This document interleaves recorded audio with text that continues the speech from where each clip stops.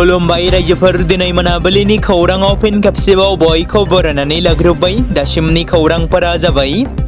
गिबि खौराङाव दङ दुलाराय बर' फरायसा आफादा मैया जर'खा मिरु मावफुं आफाद जथुमखौ सानसेनि हाबाफारिजों मैया अदालगुरि फरायसालिमानि अडिट'रियामाव खुंफुंनाय जादोंमोन। दुलाराय बर' फरायसा आफादनि खुंगा 58थि थान्दै जखनथाइनि थान्दै मेलाव एबसुनि मानाव गेदेर आफादगिरि दिपेन बर' बिथाङा आफादनिफ्राय आजिरा मोननायनि गांसे लाइजामखौ एबसुनि मानगोनां बुंथिगिरि अबिद नार्जारी बिथांनि आखायाव गथायदोंमोन। बेनिखायनो बे जथुमायाव मिरु मावफुं सोद्रोमा CWC बिथांमोननि गोथौ आरो गुवारै सावरायलायनायनि गेजेरजों आफादगिरि बिथांनि लाइजामखौ गनायथि होनानै मानाव गेदेर बिथांखौ बिदाय होनायजों लोगोसेनो संबिजिर बादियै लोगो आफादगिरि खोरोमदाव औवारी बिथांखौनो बोसोरसेनि थाखाय दुलाराय बर' फरायसा आफादनि सामलायथ' आफादगिरि महरै बिबान होनाय जादों। मैया बिथां थामहिनबा दुलाराय बर' फरायसा आफादनि गोदानै बिबान मोननाय आफादगिरि मानाव गेदेर खोरोमदाव औवारी बिथाङा दिनै फुंबिलि समाव थुलुंगाफुरियाव थानाय बड'फानि मांखरसालियाव बिबार बावनानै बोर लायो। बिबार बावनायाव मिरु एबसुनि बिबानगिरि बिथांमोन, क'क्राझार जिल्ला एबसुजों लोगोसे दखरा आफादनि दैदेनगिरि बिथांमोनाबो बाहागो लाफायो। बेराफारसेथिं BTRनि बारग' गाहाय खुंगिरि आरो UPPLनि आफादगिरि प्रमद बर'नि नुजाथिनायाव एबसुनि बारग' आफादगिरि दिपेन बर' बिथाङा UPPL दोलोआव जयनिं जाबाय एबा UPPL दोलोआव मदद होबाय, जेराव थांनाय सानखालि बिथाङा एबसुनिफ्राय बिबान एंगारनाय समाव मोदै लानानै एबा मेगनाव मोदै लानानै बिथाङा जोबथा बिदाय खालामदोंमोन। दा बिथाङा दिनै मैयानिफ्राय बिथाङा बुंनाय बादियै UPPL दोलोआव दिनै जगदान होयो। नोंथाङाबो बिरखंजों दावबायनो सानदों नामा? जुदि नोंथाङा अख्रां दावबायनायनि थाखाय सिगांग्रो टिकेट बुकिं खालामाखै, अब्ला बियो नोंथांमोननि थाखाय गाज्रि खौरां। मानोना दिनैनिफ्राय बिरखंनि भाराया गोबां बांनो हमदों। एयार इन्डियाया फोसावदों दि हादोरारि आरो हादोरनाङारि बिरखंफोरनि थाखाय दावबायारिफ्रा 425 रांनिफ्राय लानानै 2300 रांसिम भारा बारायनो नांगोन। मानोना खोला एसियायाव जाबाय थानाय दावहानि जाहोनाव एभिएशन थावनि बेसेना बांदों। नोजोर होनो गोनांदि आमेरिका, इजराइल आरो इराननि गेजेराव जानाय दावहानि थाखाय मुलुगनाङैनो क्रुड थाव, ओंखाम संग्रा गेस आरो थावनि आंखाल जादों। गुबुन फारसेथिं मुलुगनाङैनो क्रुड थावनि बेसेन बांनायनि जाहोनाव भारतआव दावबायारिफ्रा बिरखं दावबायनायनि थाखाय बांसिन भारा होनो गोनां जागोन। बे बाथ्राखौ एयार इन्डियाया ससियेल मिडिया प्लेटफर्म एक्सनि गेजेरजों मख'दों। बे समाव नोंथांमोननि गेजेराव फोसावनो लादों बोथोरनि मोनसे गोनां खौरां। दासान्दि रायजोआव गोबां अखानि गोहोमखौ नुनो मोननाय जादों। आसामजों लोगोसे अरुणाचल प्रदेश, मेघालय, सिक्किम आरो आसामनि नसुंसेयारि रायजोफोराव थाद'नाय गैयाजासे गेसेंनिफ्राय लानानै रोजा थाखोसिम अखा हानायखौ नुनो मोन्दों, जायनि जाउनाव गोबां आबादारिया फोथाराव ओंखारनो आरो हान्था मेला खालामनो थाखाय खैफोद नुजादों।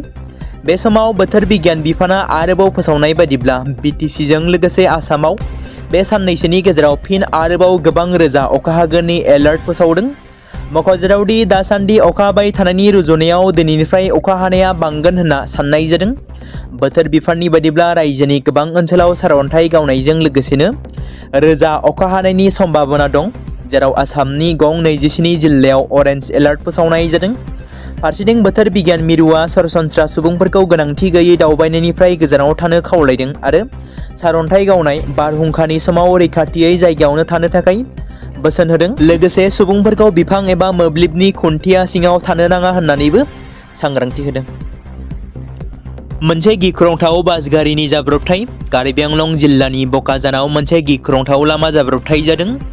दिनै फुंबिलियाव मरिगाव जिल्लानिफ्राय डिमापुर फारसे थांनाय AS21 AC 3357 नम्बरनि गंसे पेसेन्जार बासआ कन्ट्रल खोमानानै लामा सेरनि बिफांजों सौग्रावहैयो, जायनि जाहोनाव जाब्रबथायाव बास सालायग्रा आरो सासे आइजोजों लोगोसेनो 4 सुबुंनि जिउ खहा जायो। बे जाब्रबथाया ओरैबायदि गिख्रंथावनामोनदि बासाव थानाय सा 12 दावबायारिफ्राबो गोब्राबै जोखोम जायो।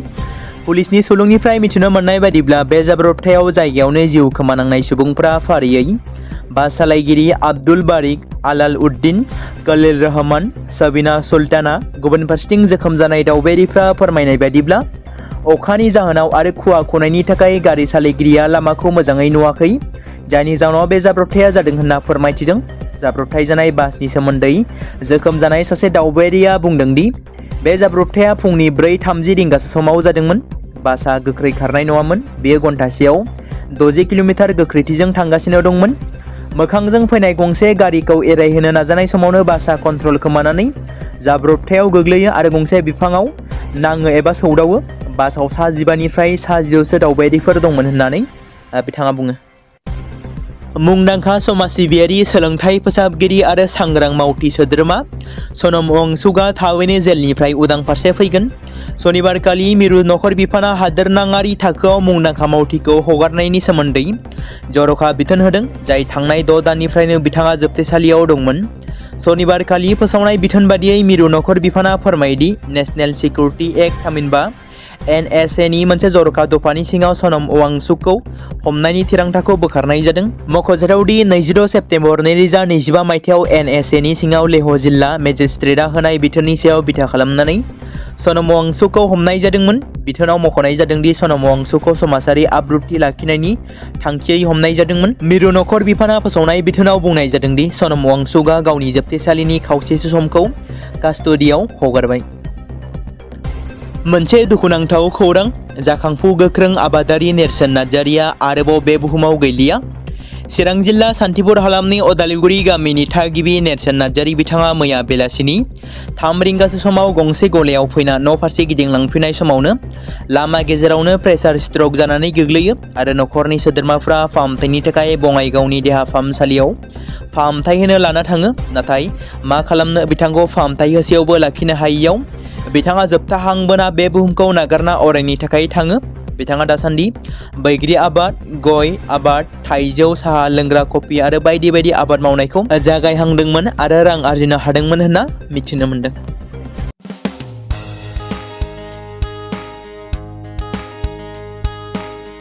बे समाव मोनसे गोजोनथाव खौरां, BTC हालामनि रायजो राजाफोरनि थाखाय मोनसे गोनां फोसावथाय।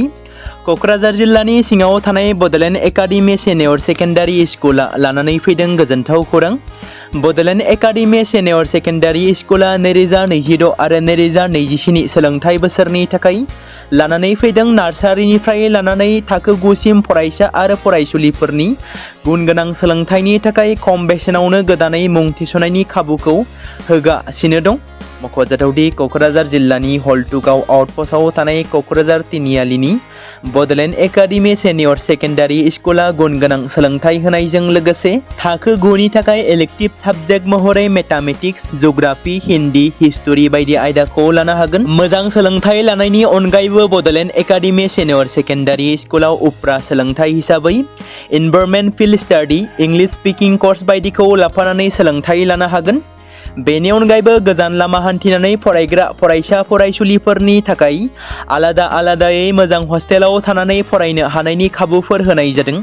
बेनि थाखाय नोंथांमोना आबुङै मिथिबावनो थाखाय एबा थोंजोङै फोनांजाब खालामहर 9101 488 399 जानबुं नम्बराव। बे समाव मोनसे गोनां फोसावथाय, बर' सावथुन नायनानै मोजां मोनग्रा गासै बर' रायजो राजाफोरनि गेजेराव लानानै फैदों मोनसे बर'नि OTT प्लेटफर्म गोनां, जाय प्लेटफर्मनि गेजेरजों नोंथांमोना बर'नि गोदान गोजाम सावथुनफोरखौ नुनो मोनगोन। थांनाय माखासे बोसोर सिगां बर'नि गेजेराव लानानै फैनाय निउबो एप बायदिनो फिन आरोबाव लानानै फैदों बर' रायजो राजाफोरनि थाखाय।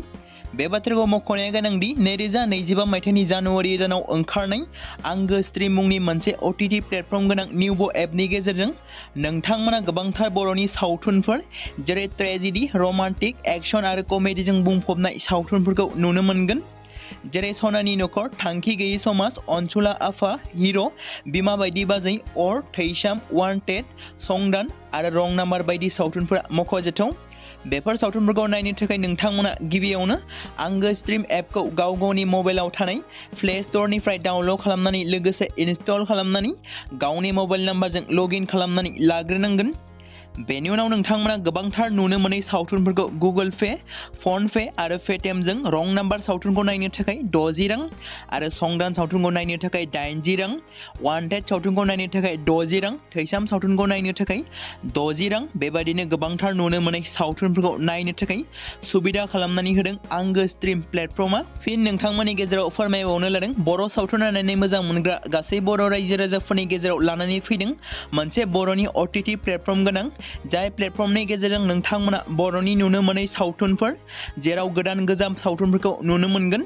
बे बाथ्राखौ मख'नाया गोनांदि 2025 मायथाइनि जानुवारि दानाव दिहुनजानाय आंगो स्ट्रिम मुंनि मोनसे OTT प्लेटफर्म गोनां एपनि गेजेरजों नोंथांमोना गोबांथार बर'नि ट्रेजेडी, रमान्टिक, एक्शन आरो कमेडीजों बुंफबनाय सावथुनफोरखौ नुनो मोनगोन।